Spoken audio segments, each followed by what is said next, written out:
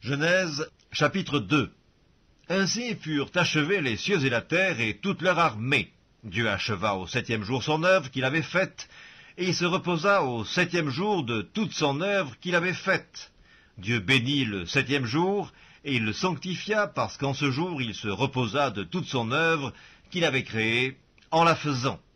Voici les origines des cieux et de la terre quand ils furent créés. Lorsque l'Éternel Dieu fit une terre et des cieux, aucun arbuste des champs n'était encore sur la terre, et aucune herbe des champs ne germait encore, car l'Éternel Dieu n'avait pas fait pleuvoir sur la terre, et il n'y avait point d'homme pour cultiver le sol. Mais une vapeur s'éleva de la terre, et arrosa toute la surface du sol.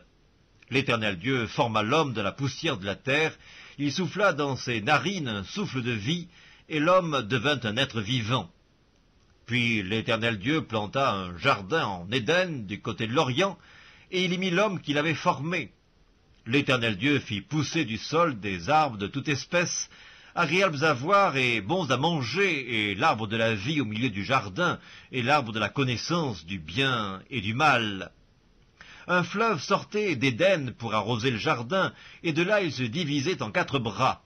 Le nom du premier est Pishon. C'est celui qui entoure tout le pays de Havila, où se trouve l'or. L'or de ce pays est pur, on y trouve aussi le bdellium et la pierre d'onyx. Le nom du second fleuve est Gihon, c'est celui qui entoure tout le pays de Cush. Le nom du troisième est Hiddekel, c'est celui qui coule à l'orient de l'Assyrie. Le 4e fleuve, c'est l'Euphrate. L'Éternel Dieu prit l'homme et le plaça dans le jardin d'Éden pour le cultiver et pour le garder. L'Éternel Dieu donna cet ordre à l'homme: tu pourras manger de tous les arbres du jardin, mais tu ne mangeras pas de l'arbre de la connaissance du bien et du mal, car le jour où tu en mangeras, tu mourras. L'Éternel Dieu dit: il n'est pas bon que l'homme soit seul, je lui ferai une aide semblable à lui.